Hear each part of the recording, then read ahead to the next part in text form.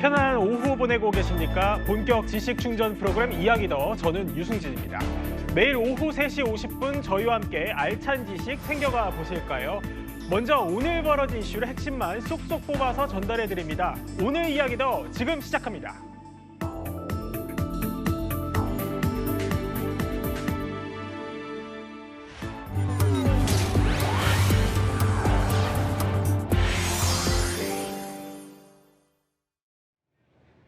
연일 커지고 있는 북한군 파병 뉴스 추가 속보 짚어보겠습니다. 러시아에 파병된 북한군 5,000명, 이르면 오늘요 격전지 전선에 결집할 거다, 이런 외신 보도가 나왔습니다. 사실상 북한군의 실전 투입이 이제 임박한 것으로 보이는데요. 정 기자, 지금 전선 상황이 어떻죠? 네, 북한군이 최전선으로 이동하고 있는 것으로 알려져 있습니다. 젤렌스키 우크라이나 대통령은 북한군이 조만간 전장에 합류할 수 있다, 이렇게 경고하기도 했습니다. 이르면 당장 오늘부터라도 북한군과 우크라이나군 간의 전투가 이뤄질 수 있다는 관측이 나오는데요. 우크라이나 정보당국은 러시아군이 북한군을 트럭에 실어 수송하고 있다면서요, 감청 자료를 공개하기도 했습니다. 이 감청 자료를 제가 봤더니요, 격전지로 꼽히는 러시아 쿠르스크 인근 고속도로에서 북한군을 태운 트럭을 러시아 헌병이 정차시킨 내용이더라고요. 이런 정황들을 봤을 때 북한군이 최전선으로 이동하고 있다, 이렇게 보고 있는 겁니다. 더 구체적으로는 러시아에서 적응 훈련을 마친 북한군이 격전지로 이동해서 28일까지 최대 5,000명이 모일 것으로 알려져 있습니다. 격전지, 그러니까 우크라이나가 일부 점령한 러시아 크루스크주에서 북한군은 우크라이나군을 몰아내기 위한 반격에 참여할 것으로 보입니다. 그런데 이 북한이 파병했다는 폭풍 군단이요. 그러니까 이게 최정예 특수부대로 알려진 부대잖아요. 근데 외신들 분석을 보니까 이 부대 전투 역량이 최정예는 아닐 수 있다, 이런 분석도 나오더라고요. 네, 왜 그런지 저희가 준비한 영상부터 보면서 설명드리겠습니다. 지금 보시는 영상을 보시면은요, 네. 이제 최정예 특수부대라는 말이 살짝 무색하게 병사들의 체구가 상대적으로 작은 걸 볼 수 있는데요. 그렇네요. 네, 미국 월스트리트 저널은 전문가를 인용해서 이들이 10대에서 20대 초반, 징집된 지 얼마 되지 않은 어린 병사들로 보인다면서요. 한 번도 북한 밖으로 나와본 적이 없을 가능성이 커 보인다, 이렇게 보도했습니다. 북한이 만 18세부터 10년간 징집을 하거든요. 그래서 김정은이 러시아의 전투력이 약한 총알바지용 병력을 보낸 것이다, 이런 해석이 나옵니다. 총알바지용 병력이라, 이렇게 앳된 병사들이 어떻게 보면 파병이 된 건데, 정 기자, 근데 외신들이 북한군 현실에도 좀 주목을 하고 있다고 들었습니다. 얼마나 열악하길래 그런 거죠? 네, 지금 북한군 외신 보도가 정말 쏟아지고 있는데요. 네. 제가 한 가지 소개를 해드리자면요. 영국 일간지 더 타임스가 보도한 내용입니다. 북한군의 군인 수 기준으로는 세계 4위 규모지만 군 장비를 운영할 연료와 보급품은 부족한 실정이라고 짚었습니다. 또 북한군이 역량 실조 때문에 평균 키가 남한 병사들보다 작고 2017년 탈북한 병사의 뱃속이 기생충으로 가득 차 있던 사실이 알려지기도 했다고 전했습니다. 저도 그 기생충 탈북 병사가 기억이 나기도 하는데, 이 북한군이 어쨌든 10대에서 20대 초반의 어린 나이로 뭐 최정예 부대에 해당하는 수준이 아닐 수 있다, 이런 분석들이 나오고는 있지만요. 어쨌든 이들을 이끄는 총책임자가 있을 거 아닙니까? 윤곽이 드러났다고요? 네, 맞습니다. 김영복 조선인민군 총참모부 부총참모장인데요. 김영복이 최근에 러시아에 입국한 것으로 알려졌습니다. 외신에서 입수한 자료를 보면요, 러시아군이 작성한 북한군 파병부대 간부 명단 가장 위에 김영복의 이름이 있었다고 합니다. 그렇기 때문에 북한군 파병 총책임자가 이 김영복이라는 이야기가 나오는데요. 이 김영복이 누구냐면요, 북한의 특수작전통으로 불립니다. 네. 2017년 특수작전군 창설 당시 영상에서 확인할 수 있는데요. 저희가 영상 준비했습니다.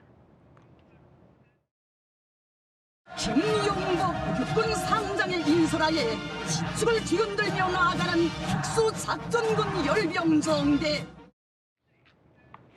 네, 이 김영복이 북한 군부 신복으로 불리기도 하는데요. 최근 김정은의 공개 행보에도 자주 동행하는 모습이 포착됐기 때문입니다.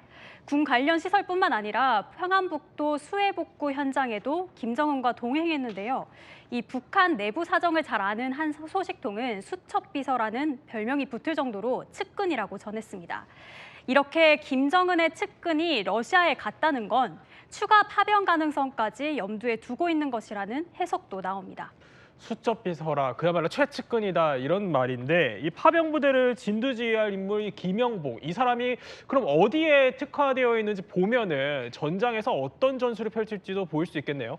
네, 맞습니다. 이 김영복이 어떤 인물인지 조금 더 설명드리면은요. 이 폭풍 군단장과 특수작전군 사령관을 연달아 지낸 인물입니다. 이 북한의 특수작전군은요. 잠수함이나 땅굴 같은 침투 수단을 활용해서 적을 타격하는 작전을 수행합니다. 전방보다는 후방에서 주로 작전이 이루어지기 때문에 우크라이나 전쟁에서도 이런 후방 교란 작전에 투입될 수도 있다. 이런 관측이 나옵니다.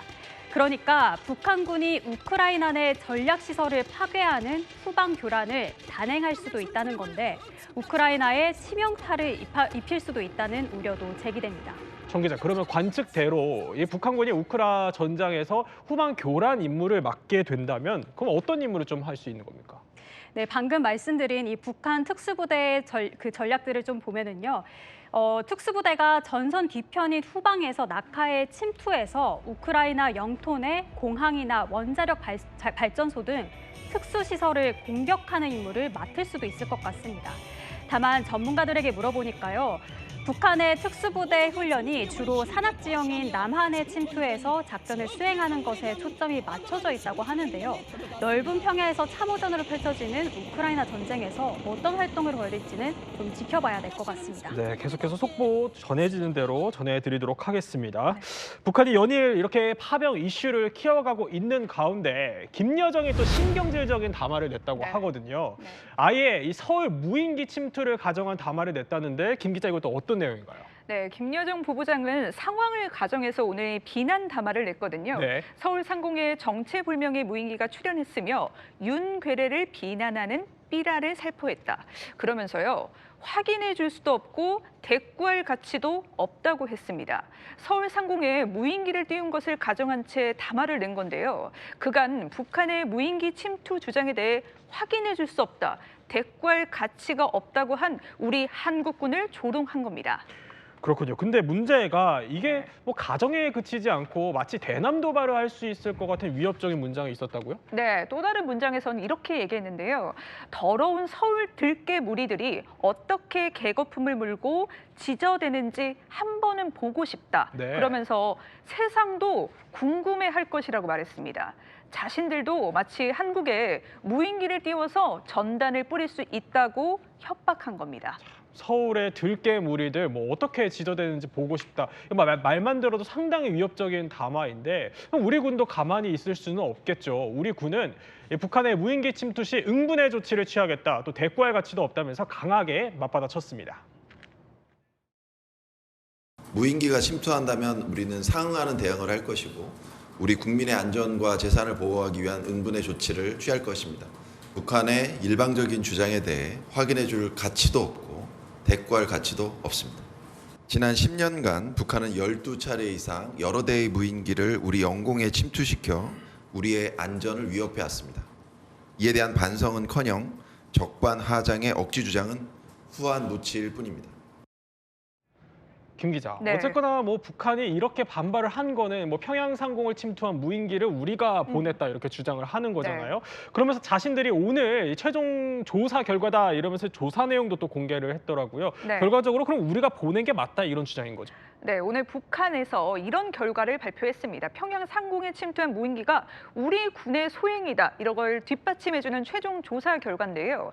무인기를 분해해서 그 안에 있는 조종 프로그램을 분석해봤더니 무인기의 이륙 장소가 서해 백령도로 나타났다는 겁니다. 조선중앙통신을 통해 항로를 그린 그래픽도 제시했는데요. 바로 이 그래픽입니다. 네. 녹색선 보실까요? 바로 항로입니다. 무인기의 비행 이력을 보여주고 있는데 있는데요. 우리 영토에서 이륙해서 서해안을 따라서 보시면 시계 방향으로 저렇게 평양으로 이동한다 이렇게 보여주고 있습니다. 황해남도를 지나서 평양을 가서 다시 되돌아오는 동선이 표시되어 있는데요. 또 분초 단위로 비행 궤적을 분석한 표도 공개했습니다. 무인기가 지난 8일 밤 11시 25분 30초 백령도에서 이륙했다고 주장하고 있는 겁니다. 그런데요, 현실적으로 뭐 우리 군이 뛰었을 가능성은 적다 이런 분석도 나오던데 그 이유는 뭡니까? 네, 그동안 우리 북한군은요, 평양에 침투한 무인기 기종이 네. 우리 군의 기종과 동일하다, 기종이 동일하다 이렇게 주장해 왔거든요. 하지만 우리 군의 정찰 무인기가 이 무거운 전단을 달고서 수백 킬로미터를 안정적으로 비행했을 것인가, 이게 가능한가, 이런 의문을 갖는 시각도 있습니다. 정찰 무인기는 최대 시속 140km로 날아가거든요. 최대 4시간 동안 비행이 가능한데 만약 다른 물건을 실었다면 이 비행의 안정성이 더 떨어질 수밖에 없다는 겁니다. 관련 싱크 들어보겠습니다. 북한이 공개한 무인기는 우리 이제 한국군의 소형 정찰용 드론과 유사한 형태인데 탑재 중량이 600g도 안 돼요. 평양상공에 지난번에 전단 뿌렸다고 사진도 공개하지 않았습니까? 이제 그런 능력이 없고 또 한 가지는 원래 설계 자체가 이 동체 밑에 전단통 달 수 있는 탑재물을 달 수 있게 설계된 게 아닙니다. 그러면 여기 설계 안 된 거에 물건을 달면 이게 안정적으로 비행할 수 있겠습니까? 우크라이나전 북한군 파병이 이제 국제적인 이슈가 되고 있으니까 거기에 대한 관심을 돌리기 위한 수색의 가능성이 높다고 생각합니다. 지금 상황은 전반적으로 하여튼 북한의 조작 가능성이 높다고 봅니다. 파병에 대한 관심을 돌리려는 술책이다. 이게 유영원 의원의 분석인데 네. 그런데 뭐 북한의 발표는 믿을 수 있는 겁니까? 날짜도 오락가락한다면서요. 네, 오늘 발표 내용에서도 그간 발표했던 내용과 좀 오락가락하는 발표 내용이 이어지고 있는데요. 한번 보겠습니다. 당초 북한이 외무성 중대 성명을 통해서 우리 한국군이 무인기를 평양에 침투시켰다, 전단을 뿌렸다 이렇게 지목한 날짜는 3일과 9일과 10일입니다. 그런데 국방성 대변인의 최종 조사 결과를 보면 무인기가 8일과 9일에 침투했다고 주장하고 있습니다. 이처럼 무인기가 침투했다고 주장하는 날짜 간에 차이가 있다 보니 북한의 주장이 맞는 것이냐 일관되지 않는 목소리에 의문을 제기하고 있는 겁니다. 그렇군요. 이번에는 사건 사고 소식 하나 짚어보겠습니다. 아동 성폭행범 조두순이요. 최근에 이사한 것으로 뒤늦게 알려졌습니다. 경찰이 새 주소지 인근 순찰을 강화하고 나섰다는데요. 김 기자, 네. 이 아동 성범죄자 조두순 그럼 어디로 이사를 한 겁니까? 네, 조두순은 지난 2020년에 출소해서요. 원래 경기 안산의 한 다가구 주택에서 거주해 왔거든요. 네. 기존 집에서 2km 떨어진 걸어서 10분 거리의 다른 주택으로요. 지난 25일에 이사한 사실이 뒤늦게 알려진 겁니다. 기존에 살던 집에 월세 계약 만료를 앞두고 이사를 결정했다고 하는데요. 법무부는 이사 이틀 전인 지난 23일 경기 남부청에 조두순의 거주지 이전 사실을 통보했다고 밝혔습니다. 성범죄자 알림 서비스를 접속해 보니 조두순이 새로 이사한 건물의 새 주소지가 나타났습니다. 그러면 이 조두순이 새로 옮긴 집 인근의 주민들은 이 이사 사실을 알고 있었던 건가요? 네, 우리 취재진이 현장에서 이 조두순이 이사했는지 이런 걸 아는지 주민들한테 물어봤는데 네. 대부분 이사한지 몰랐다, 이사를 몰랐다 이런 반응을 내놓고 있습니다. 그래요? 네, 조두순 이사한 집 인근 500m 거리 내에는요. 어린이집 5곳이 있고요. 초등학교도 있습니다. 그만큼 주민들은 불안할 수밖에 없을 텐데요. 경찰은 조두순의 새 주거지 근처에 상시 순찰차를 배치했고요. 해당 지점에 경력을 추가 투입해서 순찰을 강화하겠다 이런 상황입니다. 종전 주거지 인근에 설치돼 있던 초소 2곳은 내일 오전에 조두순의 새 주거지 근처로 옮길 전망입니다.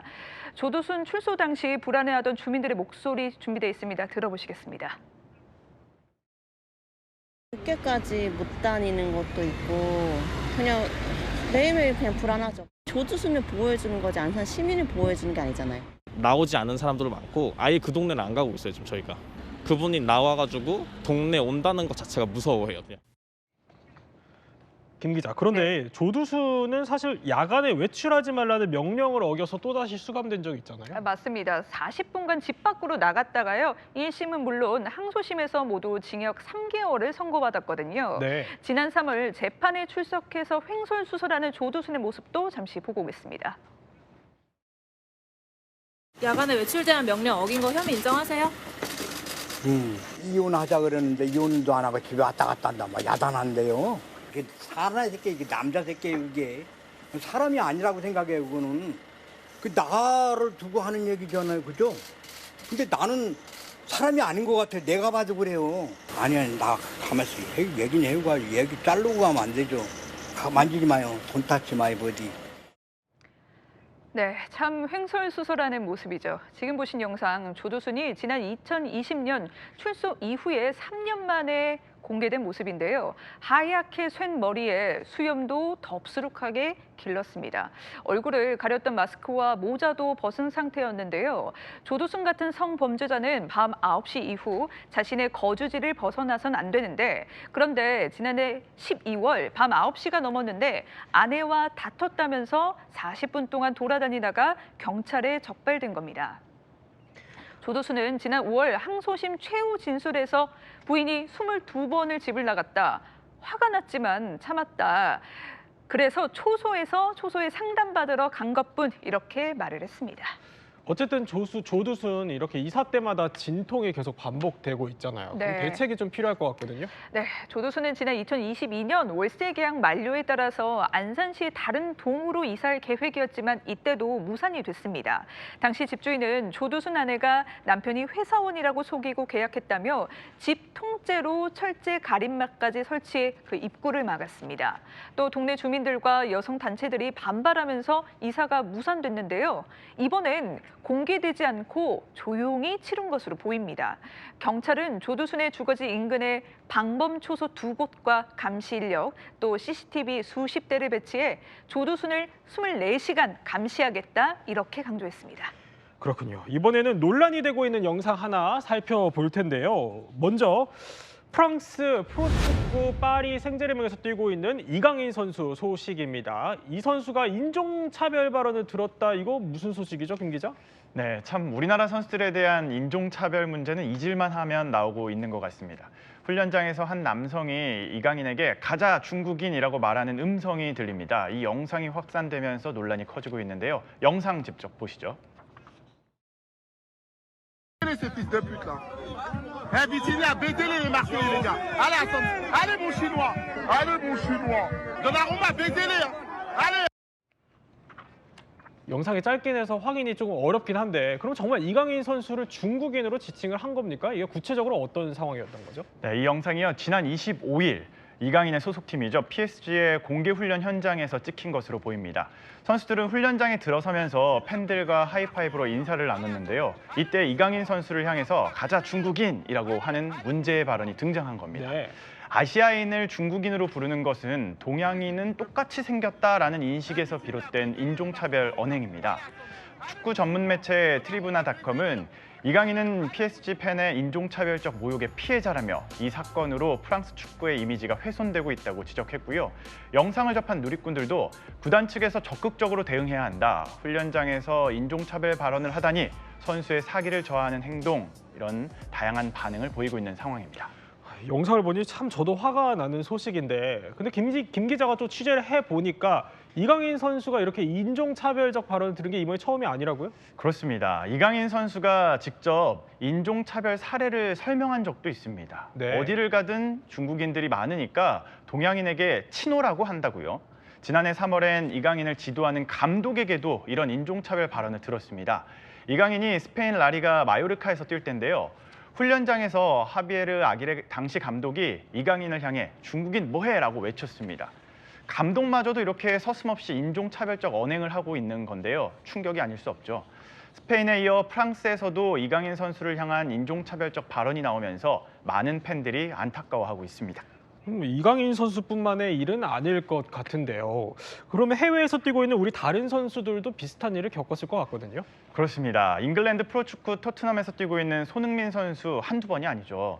지난해 한 축구팬이 손흥민을 향해서 양손으로 이렇게 눈을 찢는 동작을 취하는 모습이 포착됐습니다. 이는 서양인에 비해 눈이 작은 동양인의 특성을 비하하기 위한 의도인데요. 동양인에 대한 대표적인 인종차별 행위로 인식이 되죠. 해당 축구팬 3년 동안 모든 축구 경기장에 입장할 수 없게 됐습니다. 그렇군요. 그리고 또 지난 6월에는요. 팀 동료 로드리고 벤탄쿠르로부터 인종차별 발언을 들었는데요. 벤탄쿠르는 우루과이 한 방송과의 인터뷰 도중에 손흥민이나 그의 사촌이나 똑같이 생겼다 이런 말을 했습니다. 이 일로 벤탄쿠르는 잉글랜드 축구협회에 기소되기도 했습니다. 잉글랜드 울버햄튼의 황희찬 선수도 마찬가지로 인종차별을 당한 적이 있는데요. 네. 지난 7월 코모 1907이라는 이탈리아 팀과의 연습 경기에서 제키 첸이라는 말을 들은 겁니다. 이 제키 첸, 홍콩 배우 성룡의 영어 이름이잖아요. 그렇죠. 아시아인을 인종차별적으로 공격할 때 자주 씁니다. 이런 상황을 이런 인종차별을 당한 황희찬 선수는요. 그 이후에 SNS를 통해서 인종차별은 스포츠와 삶 그 어떤 부분에서도 참을 수 없다라고 규탄했습니다. 결국 울버햄턴은 국제축구연맹에 공식 항의를 했고요. 상대 선수는 10경기 출전 정지 징계를 받았습니다. 네, 이런 일이 더는 없도록 강력한 조치가 있어야겠죠. 논란이 되고 있는 소식 하나 더 살펴보도록 하겠습니다. 이번에는요, 한 외국인 유튜버가 우리나라에서 방송을 하던 도중에 폭행을 당하는 일이 있었다고 들었습니다. 당시 상황 영상으로 먼저 보고 이야기 나눠보겠습니다.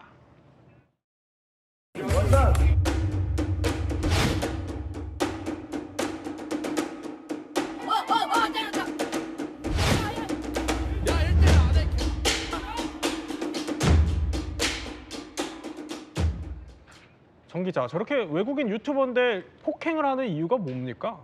네, 저 방금 보셨던 그 영상에서 보신 이 남성, 외국인 네. 남성, 미국인 유튜버 조니 소말리라는 인물입니다. 실시간 방송 도중에 이렇게 폭행당한 것으로 추정되는데요. 이 소말리라는 유튜버, 우리나라에서 각종 기행을 일삼아온 논란의 인물입니다. 위안부 소녀상을 모독하기도 했고요. 또 지하철에서 음란물을 틀기도 했습니다. 또 편의점에서는요, 컵라면을 쏟아부은 뒤에 면발을 던지기도 했고요. 이 제지하는 편의점 근무자를 위협하면서 난동을 부리기도 했습니다. 이런 내용이 알려지면서 일부 국내 유튜버들이 응징하겠다고 나선 건데요. 최근 유튜브엔 경찰 대신 참교육하겠다거나 소말리 추격이라는 내용의 영상이 잇따라 올라오고 있습니다. 소말리는 지난 24일 홍대 근처 거리에서도 한국인으로 추정되는 남성에게 폭행을 당한 적도 있습니다. 그런데 저 남성이 뭐 아무리 저렇게 부적절한 행동을 했어도 이걸 폭행으로 대응하는 게 과연 옳은 걸까 싶은 생각이 들기도 하는데요.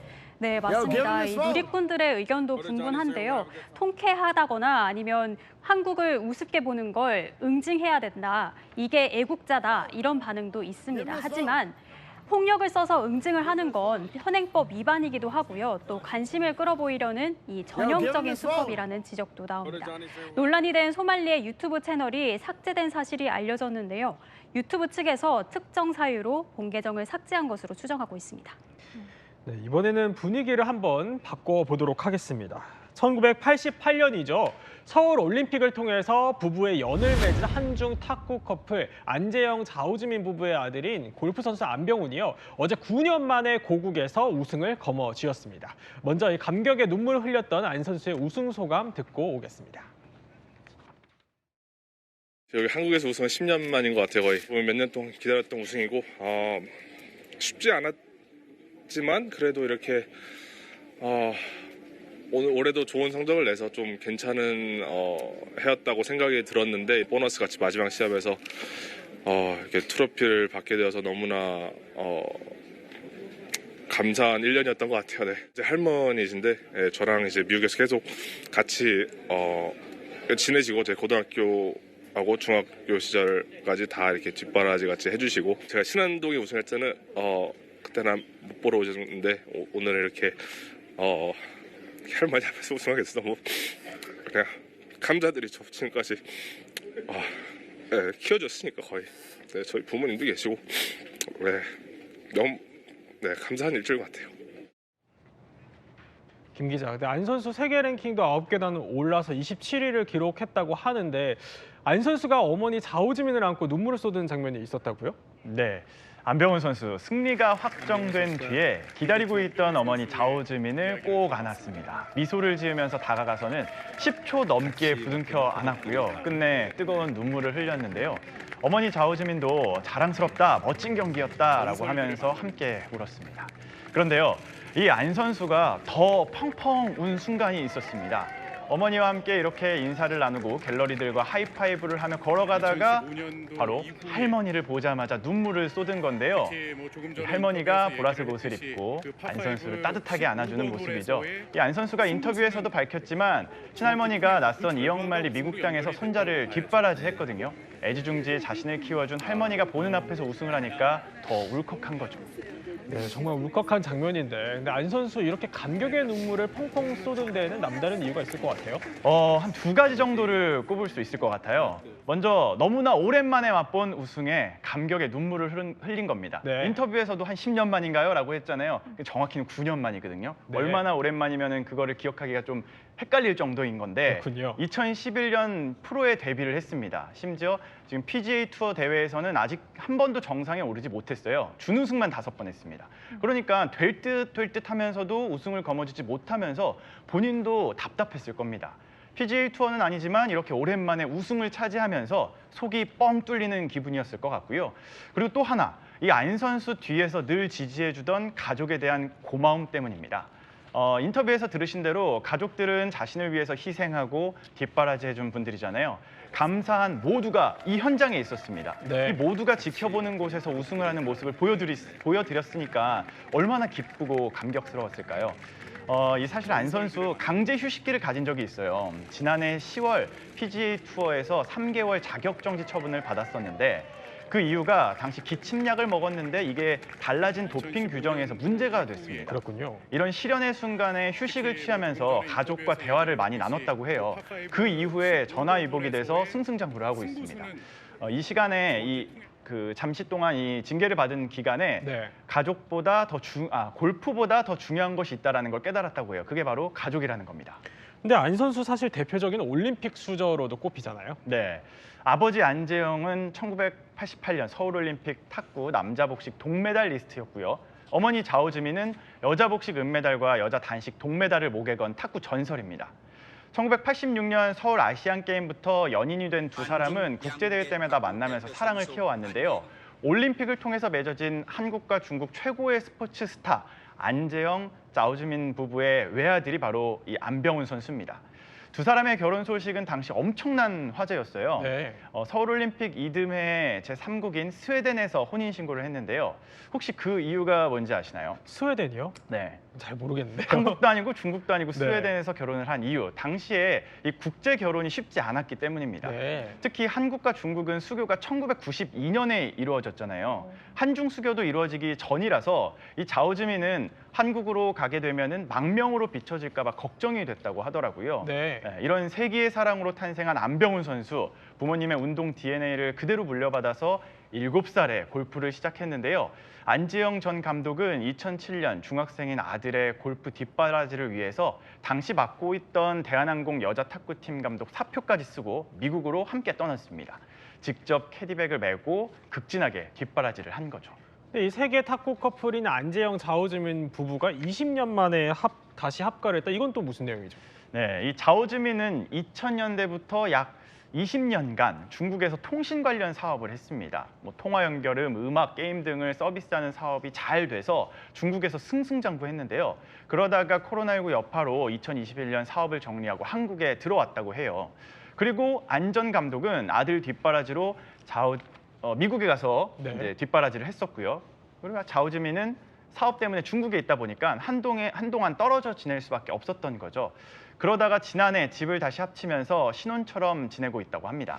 그렇군요. 한 가지 소식 그런데 더 짚어보도록 하죠. 어제 김주영 선수가요, 선배 안병훈 선수에게 아깝게 패를 했는데 이 라커룸 문을 파손해서 구설수에 올랐더군요. 이건 또 무슨 소식인가요? 네, 어제 이 안병훈 선수랑 맞대결을 엄청난 승부를 벌인 이 김주영 선수인데요. 역전패를 당했어요. 네. 그러다 보니까 조금 화도 나고 답답했겠죠. 우승을 놓친 뒤에 라커룸에 들어가서 문짝을 파손한 사실이 알려져서 논란이 된 겁니다.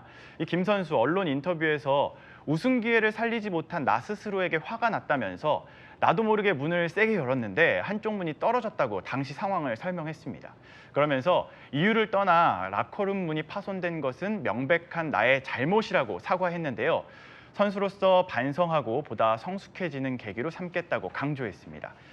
사실 선수들이 화를 못 이기고 자신의 클럽을 부수는 등 분노를 표출하는 경우는 종종 있습니다. 네. 그런데 이렇게 공용 자산을 파손한 것은 잘못됐다는 지적이 많이 나오고 있습니다. 대회를 주관한 KPGA 측은 일단 현재는 상벌위원회 개최 계획이 없다는 입장을 전해왔습니다. 네, 이번에는 세계 이슈 한번 짚어보려고 하는데요. 김 기자, 근데 네. 볼리비아에서 충격적인 총격 사건이 발생했다고 들었는데 이거 어떤 소식입니까? 네, 볼리비아 전 대통령이 괴한에게 총경을 받았습니다. 당시 긴박했던 순간 영상으로 먼저 보겠습니다. 네, 조수석에서 급하게 통화하는 사람 바로 볼리비아 전 대통령 몰라레스입니다. 네. 네, 지금 다급한 목소리가 들리죠? 네, 차에서 내려서요. 도움을 요청을 하려고 차에서 내립니다. 그러다가 다시 차에 타는데요.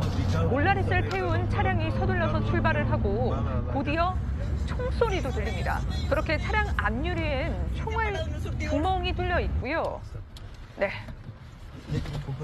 네, 운전자 머리에선 피도 흐르는데요.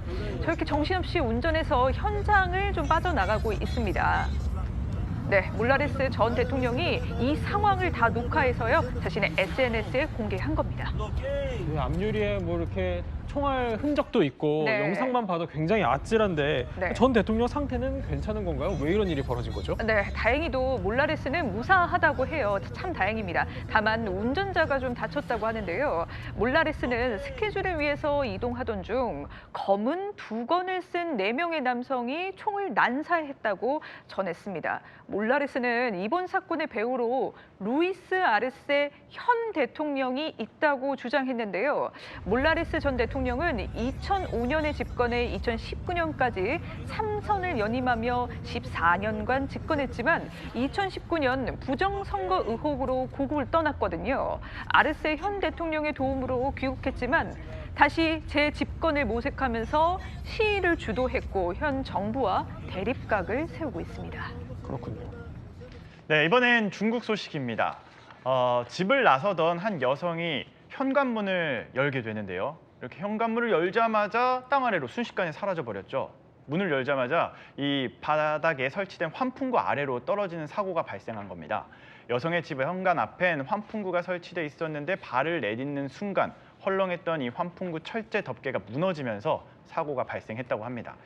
여성은 아이들을 학교에 데려다주기 위해서 서둘러 집 밖을 나서던 중에 사고를 당했다며 앞만 보고 걸어서 바닥을 유심히 보지 못했다고 전했는데요. 다행히 크게 다치지는 않은 것으로 알려졌습니다. 네, 영상만 봐도 참 아찔하네요. 이번에는요, 한 이슈를 그야말로 속살까지 파헤쳐보는 몰랐던 이야기 더 시간입니다. 보고 나시면 얻어가실 지식 분명 있으실 겁니다. 짧은 영상 하나 보고 오겠습니다.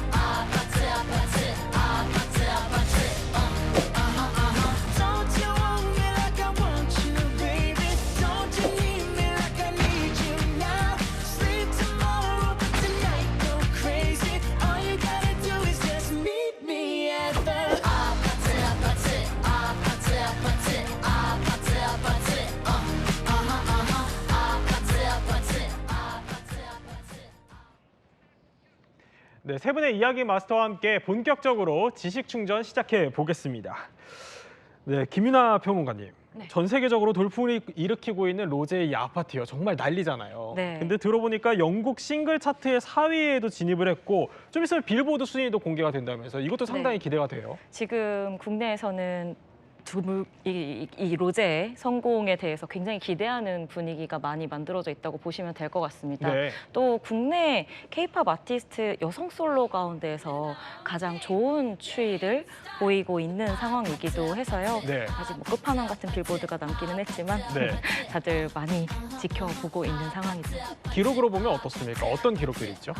지금 현재 가장 많이 화제가 됐던 것은 이 곡이 발표된 이후에 초기 스포트가 굉장히 좋았다는 점입니다. 네. 그래서 발표된 지 뭐 한 나흘 정도 만에 스포티파이 글로벌이나 미국 차트에서 1위를 차지하기도 했고요. 네. 또 뮤직비디오 같은 경우에도 5일 정도의 시간 만에 1억 뷰를 달성하면서 그래요? 네. 굉장히 빠른 추이를 보여주고 있는 상황인데요.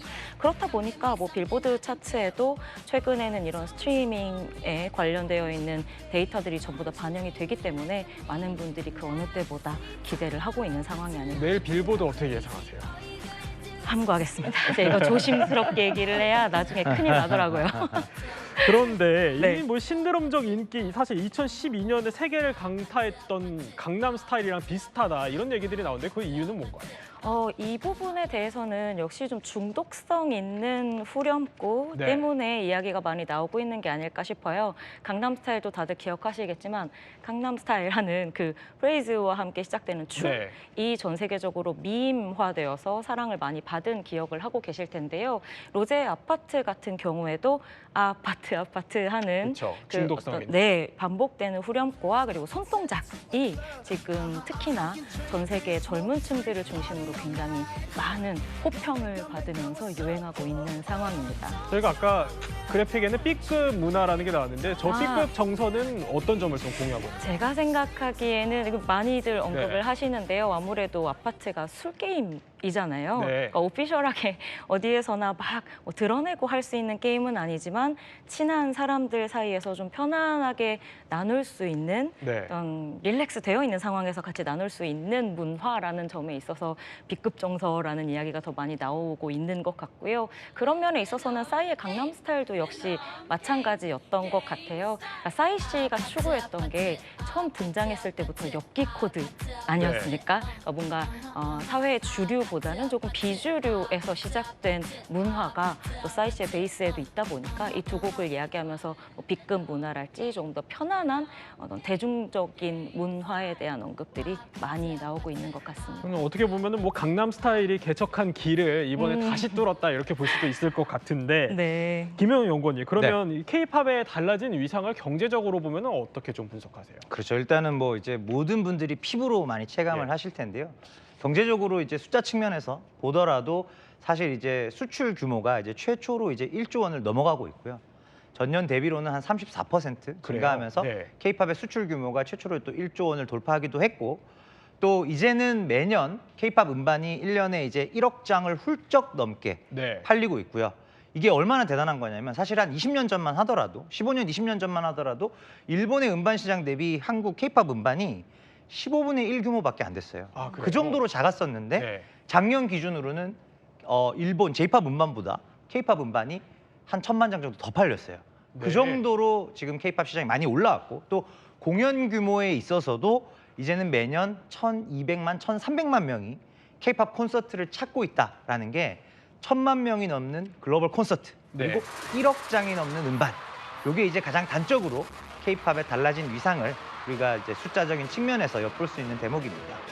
어떻게 보면 북미에서 뭐 K-팝이 하나의 장르로 자리를 잡았다 네. 이렇게 해도 과언이 아닐 정도인데 네. 그러면은 지금 저희가 얘기하는 블랙핑크의 로제 네. 이 블랙핑크로 좁혀서 보면은 블랙핑크의 경제적 효과는 어떻습니까? 사실은 블랙핑크가 이제 2022년 하반기부터 2023년에 걸쳐서 대규모 월드 투어를 했었고요.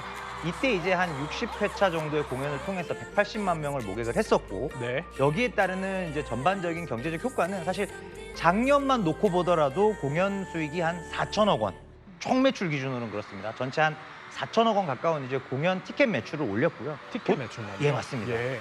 근데 보통 이제 공연장에 가시면 공연만 보시는 게 아니거든요. 그렇죠. 보통 이제 그 오프라인 공연장에 들어가기에 앞서서 굿즈도 사고 또 관련해서 온라인 콘서트 생중계가 요즘은 많이 되고 있기 때문에 관련된 그런 컨텐츠 판매, 무형의 컨텐츠 판매까지 결합을 해본다면 블랙핑크의 대규모 월드 투어만 가지고도 5천억 원 이상의 경제적 효과가 당장 발생을 했었다 이렇게 말씀을 드릴 수가 그래요? 있습니다. 어마어마하네요. 맞습니다. 근데 저희가 지금부터 아파트의 성공 요소가 뭔지 조목조목 좀 분석을 해보려고 합니다. 네. 이쯤에서 허 교수님 퀴즈가 하나 또 준비되어 있다고 들었는데 사실 궁금한 게 아파트의 이런 글로벌 인기가 사실 K-팝의 달라진 위상이나 팬덤의 영향력 이외에도 다른 요소들이 있다는 거거든요. 관련한 퀴즈이신 거죠? 네, 그 로제는 아파트를 작곡한 뒤 스태프들에게 땡땡하라고 했다입니다. 스태프들에게 땡땡하라고 했다. 열심히 하라고 했다. 이런 거 글자가 안 맞는데. 평론가님 답을 알고 계십니까? 네, 저는 아까 살짝 살짝 컨닝을 해서 보이나요? 예, 네. 답을 알고 있어서 홍보님. 제가 정말로 답을 모르는 상태인데 네. 사실 한잔 하라고 했다. 한잔 하라고 네. 했다. 아유, 아파트, 그럴 수도 있겠네요. 네, 한잔 하자. 너무 잘 만들었다. 그러니까요. 네, 이제- 정답은 뭡니까? 정답은 삭제입니다. 삭제요? 네. 왜 잘 만든 곡을 왜 삭제하라고 한 거죠? 그러니까 원래 이 로제가 아파트 게임을 굉장히 좋아했다고 해요. 그래서 스튜디오에서 뭐 녹음하다가 중간에 아파트 게임을 스태프들에게 알려주고 했는데 그러다가 노래를 만들어서 한번 그냥 녹음을 그냥 임시로 했다고 합니다. 근데 네. 집에 가서 생각해 보니까 술 게임을 갖고 노래를 만드는 게 너무 이거 진지하지 않은 거 아닌가라는 생각이 들어서 스태프들이 모였을 때 다시 얘기했다고 합니다. 좀 지워달라고. 아, 그래요? 네. 근데 스태프들 중에 이미 그 아파트 게임과 이 아파트 노래에 중독이 된 사람들이 있어서 이렇게 될 바에는 좀 더 밀어붙여 보자라고 해서 노래를 완성시켜 봤다고 합니다. 그럼 원래 이렇게 좀 흥미롭게 느껴지는 이유 중에 하나가 사실 이 음악적 발상이 술자리 게임이었기 때문인데 어떻게 보면 세상에 못 나올 수도 있었던 거잖아요. 그러니까요. 너무 저는 그 로제 씨의 센스가 좋았다는 생각이 노래를 들을 때마다 새삼 들고요. 그리고 당시 스태프들이 바로 반응을 했던 것처럼 실제로 이 노래가 공개된 이후에 전 세계에서 이 아파트 중독을 호소하는 분들이 그래요? 정말 많아졌어요. 그래서 뭐 챌린지라든지 네. 쇼폼에서 많이 따라하는 분들도 계시고 또 최근에 국내에서는 그 수능 금지곡이라는 것들이 있지 않습니까? 네. 학생들이 네. 고3 학생들이 수능 때 들으면 뭔가 정신이 산란해서 도저히 집중을 하지 못하는 네. 노래로 이 아파트를 1순위로 꼽을 정도로 아주 모든 그 계층들을 사로잡고 있는 중독성 있는 곡이 되었습니다. 쇼폼을 말씀하셔서 사실 네. 성공 요인으로 첫 번째 꼽히는 게 바로 이 쇼폼 챌린지랑 맞아떨어진 측면이 있다 이런 말이 있더라고요. 어떤 내용인 거죠? 그러니까 음악의 변화를 좀 시대별로 보면 예전에 음악을 듣는 거에서 네. 뭐 저희 MTV 같은 것들이 나오면서 음악을 보는 것으로 바뀌었다가 최근 들어서는 음악에 직접 참여하는 걸로 바뀌고 있습니다. 네. 예를 들어서 대표적인 쇼폼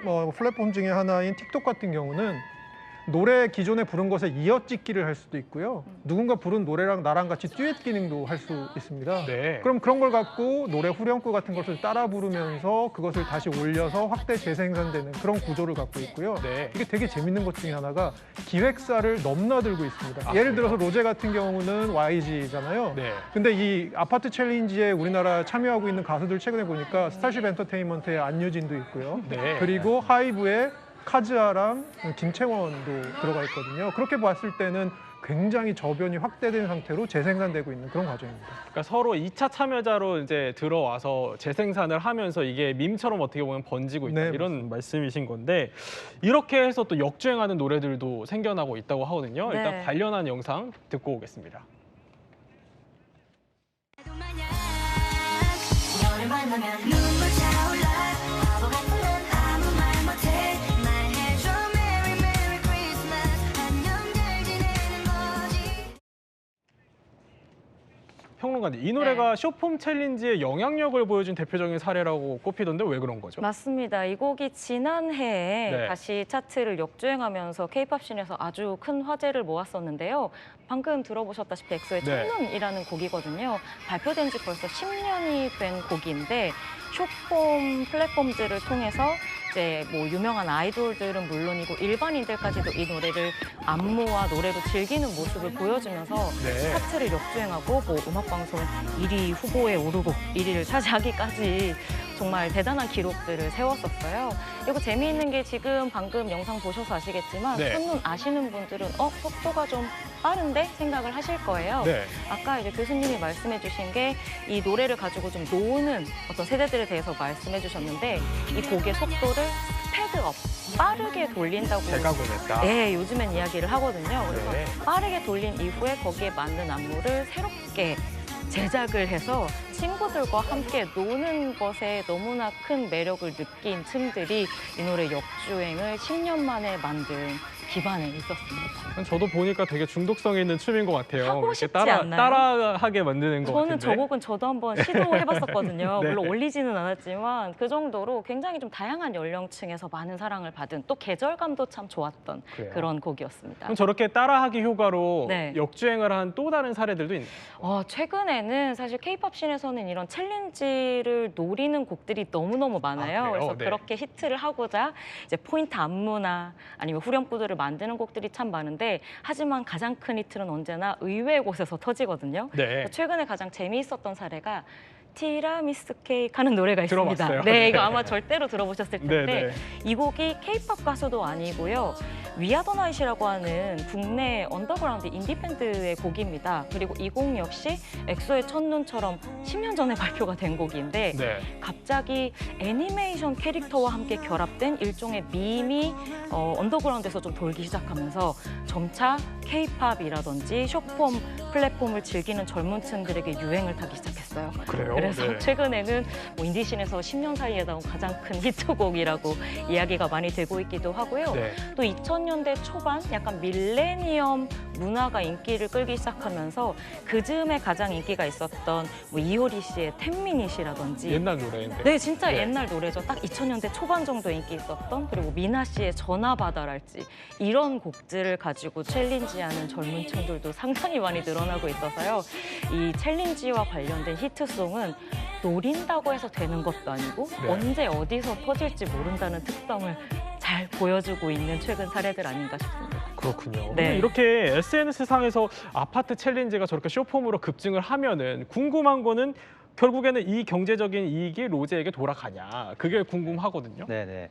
우선 이제 그렇게 이런 SNS 상에서 네. 챌린지들이 늘어나고 그 어떤 쇼폼 영상에 곡들이 삽입될 때도 저작권료는 나옵니다. 아 그래요? 그래서 일정 부분의 우리가 수익을 기대를 할 수는 있는데요. 다만 이제 어떤 그 여러 가지 활동에 따른 수익의 그 크기를 비교를 해본다면은 네. 사실은 이제 SNS 확산으로 인한 부분은 그 규모 자체가 크진 않아요. 그러니까 음반 판매나 음원 유통 수익이나 네. 또는 그 이후에 올 이제 대규모 이제 공연을 통한 수익 이런 것들의 어떤 밑거름을 좀 깔아주는 자양분이 되고요.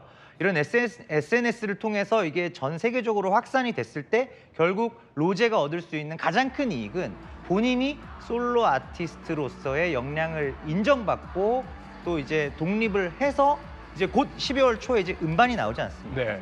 그 음반이 나오고 또 나중에 어떻게 될지 모르겠지만 또 솔로로서 공연을 할 수도 있는 거고요. 네, 그런 부분들이 가장 큰 이익이라고 보시면 되겠습니다. 아파트의 흥행 비결 두 번째를 한번 보도록 할게요. 두 번째 요소는요. 바로 미국의 팝 향수를 자극했다라는 건데 이건 또 무슨 얘기죠, 교수님? 이 노래 많이 아실 겁니다. 따다따따따따따따따따따따 헤이미키. 아, 네. 이제 알겠네요. 네네. 네. 이게 뭐냐면 1980년에 나왔던 네. 토니 베이질이라는 분이 부르셨던 빌보드 차트 1위까지 했어요. 미키라는 네. 노래인데 2000년에 사실 브링 잇 온이라는 영화의 OST에 들어가서 다시 저희에게 좀 알려진 노래입니다. 배경 리듬이 같습니다. 쿵짝 쿵짝 네. 같습니다. 그리고 이거는 비슷하네요. 네. 그리고 드럼을 배우면 가장 먼저 배우는 리듬이거든요. 네. 그런 의미에서는 굉장히 단순한 리듬인데 이 노래가 생각이 나고 실제로 이 노래 맨 마지막에 아파트 맨 마지막에 작사 작곡에 실제로 그 미키 노래를 작사 작곡하신 두 분의 이름도 들어가 있습니다. 그래요? 인터폴레이션이라고 부르는데요. 네. 기존에 저희가 그냥 갖고 와서 쓰는 그런 게 아니고 다시 예전 노래를 다시 연주해서 자기 노래에 변주하는 그런 방식의 인터폴레이션 방식을 쓰고 있는 그런 노래입니다. 어쩐지 좀 친숙한 느낌이 드실 거고요. 그렇네요. 그리고 네. 사실 이거는 팝만 저희가 떠올리게 되는 게 아니고 1982년에 나왔던 윤수리 선생님의 국민가요 아파트가 아파트? 네. 우리나라에서는 아파트. 예, 별풍소리에서 다리를 건너 사실 그래서 그런 느낌을 주는 또 우리나라 향수도 자극하는 부분도 네. 분명히 있을 것 같습니다. 근데 이게 스타일링에서도 향수를 자극한다는데 이건 또 뭔 얘기입니까? 이 말씀하신 부분 그 교수님이 설명하시면서 지금 자료 화면으로 나갔던 그 어떤 치어리더들의 모습이랄지 네. 좀 이렇게 신나게 신나게 노는 티네이저들의 모습이 로제 이번 아파트 뮤직비디오의 어떤 정서나 분위기와 많이 닮아 있다는 생각이 드실 거예요. 네. 이게 실제로 노래를 가져와서 이 새롭게 이 아파트라는 노래를 만들기도 했지만 실제로 이 곡이 가지고 있는 어떤 그 시대의 정서, 향수 같은 것들도 네. 로제가 굉장히 의식을 하고 비주얼라이징을 했다는 생각을 합니다. 그래서 뭐 뮤직비디오 나오는 의상이라든지 아니면은 굉장히 좀 이렇게 이렇게 뭐랄까요? 이 끊기는 것 같은 어떤 네네. 모션이랄지 하는 것들이 상당히 좀 빈티지한 느낌을 주면서 많은 분들께 사랑을 받고 있는 부분이 있는데요. 그리고 또 한편으로는 에이브릴 라빈에 대한 언급도 상당히 많은 것 같아요. 에이브릴 라빈이요? 네, 이 에이브릴 라빈이 최근에 음악씬에서 상당히 흥미로운 키워드거든요. 네. 왜냐하면 락 음악씬 안에서는 사실 에이브릴 라빈은 대중적인 가수 그리고 10대들에게 인기가 많았던 밀레니엄 가수 정도로 그렇죠. 의식이 되고 있는데 현재 국내는 물론이고 전 세계적으로 락 음악 붐이 새롭게 일어났다는 이야기를 할 때 가장 먼저 등장하는 가수가 바로 이 에이브릴 라빈입니다. 네. 그래서 아마 이 락붐 이야기할 때 해외 가수 가운데 올리비아 로드리고라는 이름을 많이 들어보셨을 거예요. 네. 빌보드 차트에서 굉장히 핫 루키로 몇 년 사이에 큰 사랑을 받은 인물인데 이 아티스트도 에이브릴 라빈이 자신의 롤모델이라고 이야기를 할 정도로 사실 이런 어떤 여성 뮤지션들과 락 장르라는 흐름 안에서 재미있는 결과물이 나오게 된 게 로제의 아파트이기도 합니다. 어떻게 보면은 댄스 장르에 집중했던 K-팝에 말씀하셨던 것처럼 록 밴드의 사운드가 접목됐다. 네. 이렇게 해서 성공의 요인이 됐다라고 분석이 된 건데 네. 관련해서 퀴즈가 또 준비되어 있으시죠? 네, 다음 네. 퀴즈가 준비되어 있습니다.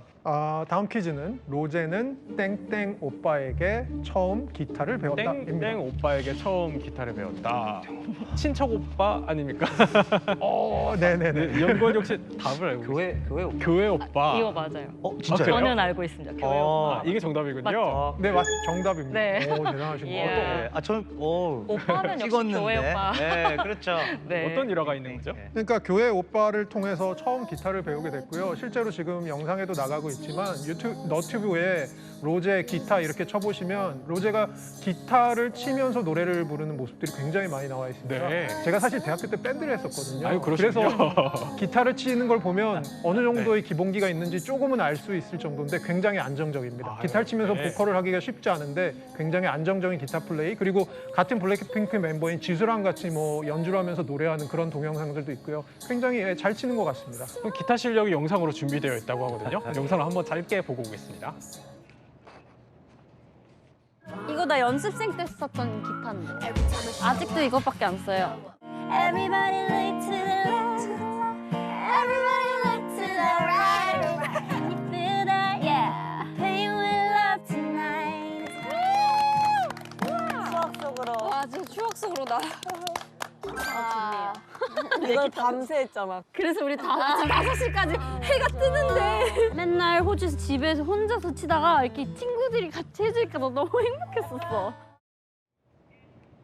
네, 이렇게 뭐 록 밴드의 장르를 결합시킨 것까지 전략이었든 아니었든 간에 어쨌든 로제가 지금 성공을 하게 됐는데 네. 그러면은 에이브릴 라빈 같은 행보를 좀 기대해 볼 수도 있는 거 아닙니까? 하지만 장르적으로 저는 로제 씨를 규정하기는 조금 어려울 것 같아요. 왜냐하면 이전에 히트했었던 언더그라운드 같은 경우에는 굉장히 또 얼터너티브한 팝 사운드를 들려줬었고 네. 이 아파트도 지금 너무 큰 인기를 얻고 있지만 사실 연권님이 언급하신 것처럼 12월에 나올 로제의 첫 앨범의 선공개로 공개가 된 곡이거든요. 네. 그래서 이 곡은 믿길 수 있다. 저는 믿길 수 있다. 상당히 다양한 싱어송라이터이자 보컬리스트로서의 자질을 가지고 있는 로제의 다양한 음악적 색깔 가운데 하나가 이 곡이 아닐까 하는 생각을 가지고 있어요. 네. 정말 새로운 K-팝 솔로 팝스타의 뭔가 성공적인 데뷔를 기대하게 되는 부분입니다. 이번엔 마지막으로 세 번째 성공 요인 살펴보도록 하겠습니다. 세 번째 성공 요인은 세계 경기 불황이 뜨네요. 이 경기 불황이랑 이번 선곡이랑 뭔 상관이 있는 거죠? 잘 보시면 저도 그런 생각을 하다가 좀 놀랐는데요. 네. 공통점이 강남스타일이랑 하나 있습니다. 뭐냐면 그래요? 네. 강남스타일이 2012년에 나왔잖아요. 네. 2008년에 글로벌 금융위기가 있었잖아요. 그렇네요. 로제 지금 노래는 2024년에 나왔고 2020년에는 코로나 팬데믹이라는 전대미문의 어떤 경제 위기가 있었잖아요. 잘 네. 보면 경제 위기가 쳤을 때는 어려운 줄 잘 몰랐다가 이것들이 결국은 누적되는 시간들이 오는데 그것이 어떻게 보면 4년 이후라는 시점이 아닌가라는 생각이 들고요. 경제 위기에 조금 들어가게 되면 네. 아무래도 심각한 노래들보다는 저희가 경제 위기 때 빨간 립스틱이 많이 팔린다고 얘기하는 것처럼 조금 그렇죠. 기분을 예. 전환할 수 있는 그 하룻밤 정도의 위로가 되어줄 수 있는 노래들이 조금 더 어떻게 보면 인기를 얻을 수 있거든요. 네. 그런 측면에서는 노래가 나온 이 시점이라는 게 강남스타일과 묘한 공통점이 있는 것 같습니다. 그러니까 풍족할 때보다는 좀 더 마음이 허할 때 이렇게 달래줄 수 있는 노래들이 더 잘 통한다 이런 말이죠. 네, 심각하기 싫잖아요. 그렇죠.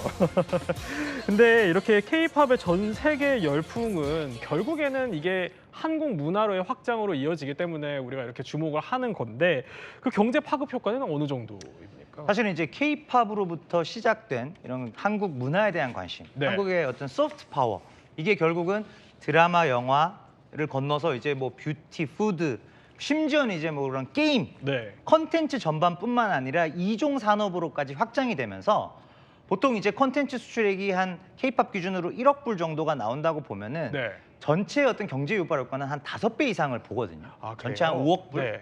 정도까지도 지금 총 생산 유발액이 나오는데요. 그렇게 보면은 지금 엔터사사, 소위 빅4라고 하잖아요. 네. 빅4의 매출만 보더라도 내년 정도면 한 5조 정도 됩니다. 합하면. 그럼 어마어마하네요. 그거의 한 5배 정도니까 네. 사실은 한 수십조 원 정도의 효과가 이 엔터테인먼트 산업에서만 보더라도 네. 그 정도 효과가 있고 또 이종 산업으로의 확산 효과까지 감안하면은 수십조 원을 훌쩍 뛰어넘는 그런 이제 효과가 있을 것으로 보고 있습니다. 근데 산업군으로만 보면은 엔터 산업 말고도 아까 잠깐 언급해 주셨지만 다른 산업군에도 영향을 미친다는 거잖아요. 맞습니다. 그래서 일단은 이제 K-팝이 이제 2019년 네. 방탄소년단이 미국의 풋볼 구장에서 대규모 공연을 했을 때부터 시작이 됐고요. 그리고 나서 2년 뒤인 21년도에 오징어 게임.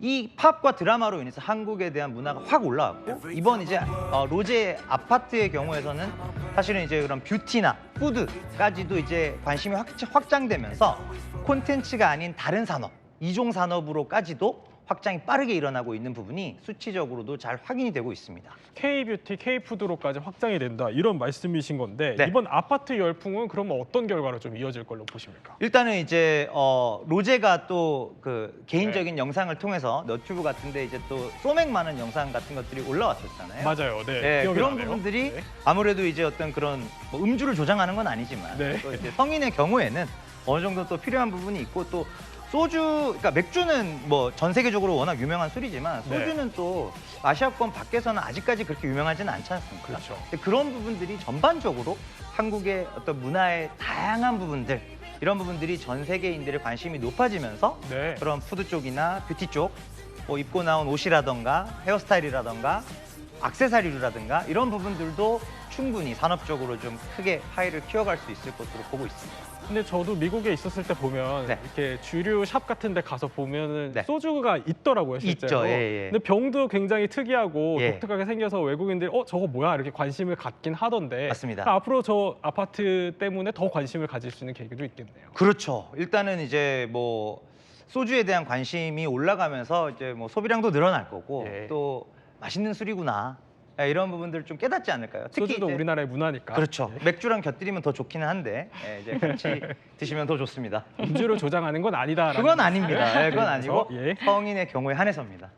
그러면요, 이제 끝으로 K-팝 성장의 전망을 짧게 짚어봐야 될 것 같습니다. 이렇게 네. 평론가님께 짧게 여쭤보면 어떻게 전망하십니까? 사실 조금 전 연구원이 말씀해 주신 것처럼 여태까지는 굉장히 좀 호재로서 몸집을 많이 불려오는 상황이었어요. 네. 그런데 업계 내부에서는 사실 코로나 직후에 급성장을 하게 된 부분이 있었고 그로 인한 역풍을 우려하는 분위기나 그렇군요. 혹은 또 한편으로는 작년 올해에 들어오면서 K-팝 씬에서 좀 어둡다고 해야 할까요? 할까요? 네. 이야기가 뭐 소송이나 이런 쪽으로 많이 발전이 되는 사건 사고들이 많이 일어나다 보니까 사실 이런 분위기가 K-팝의 성장에도 부정적인 영향을 끼치지 않을까 하는 목소리도 확실히 있었거든요. 그래서 그렇게 한 해가 마무리되나 하는 즈음에 네. 로제 씨의 아파트 같은 정말 오랜만에 또 크게 성공한 싱글이 나오게 되면서 씬 안에서도 조금 밝게 한 해를 마무리할 수 있는 시점이지 않을까 하는 생각이 들어요. 이 곡의 선곡을 바탕으로 또 새롭게 전 세계적으로 사랑받는 다양한 K-팝들이 많이 등장할 수 있는 좋은 계기가 되지 않을까 기대하고 있습니다. 근데 사실 그런 우려도 사실 있었잖아요. 한류라고 하면은 네. 뭐 지속돼봤자 이게 얼마나 지속되겠냐. 네. 또 BTS도 군대를 가고 이러면서 네. 뭐 미국에서 통한다고 해도 이게 지속 가능성이 있겠냐. 다들 그렇게 많이 생각을 하셨을 것 같은데 이번에 좀 가능성을 보여줬다 이런 평가가 저는 충분히 그렇게 생각하고요. 그리고 네. BTS 관련해서도 많이들 우려를 하셨지만 사실은 보통 요즘에 군백기라고 네. 많이 하거든요. 네. 남성 아이돌들이 군대에 가서 생기는 공백기를 줄여 말하는데 BTS 군백기 동안 솔로 작업들로 굉장히 네. 충실하게 채우면서 벌써 진 씨, 뭐 제이홉 씨 같은 경우에는 제대를 하고 솔로 활동을 본격적으로 준비하고 있기도 하고 또 뒤에 이어서 BTS의 뭐 후배라면 후배들이 계속해서 K-팝 씬에서 새로운 팬덤을 형성해 나가고 있는 부분이거든요. 네. 저는 사실 우려하는 사람들만큼이나 K-팝 씬 안에서 열심히 기획 제작하는 사람들이 뜨겁게 움직이고 있다고 생각을 하고 있기 때문에요. 생각보다는 오래 갈 거다 생각하고 있습니다. 네, 이렇게 로제 아파트 열풍에 대해서 몰랐던 이야기를 더 충전해 볼 수 있는 시간이었는데요. 저희가 코너를 마무리하기 전에 앞서 나왔던 퀴즈를 다시 한번 맞춰보면서 지식 충전을 점검하고 있거든요. 네, 로제는 아파트를 작곡한 뒤 땡땡 하라고 했다. 우리 허 교수님을 제외하고 나머지 두 분이 하나, 둘, 셋 하면 맞춰주시면 됩니다. 네. 하나, 둘, 셋! 삭제. 네, 삭제하라고 했다. 정답을 맞춰주셔서 저희 지식 배터리가 80에서 100%로 완충됐습니다. 지금까지 이야기 마스터 세 분과 함께 로제 아파트 열풍에 대해서 조목조목 살펴봤습니다. 저희는 60초 후에 뵙겠습니다. 이야기 더 내일도 오후 3시 50분 저희와 함께 지식 충전해 보시죠. 시청해 주셔서 고맙습니다.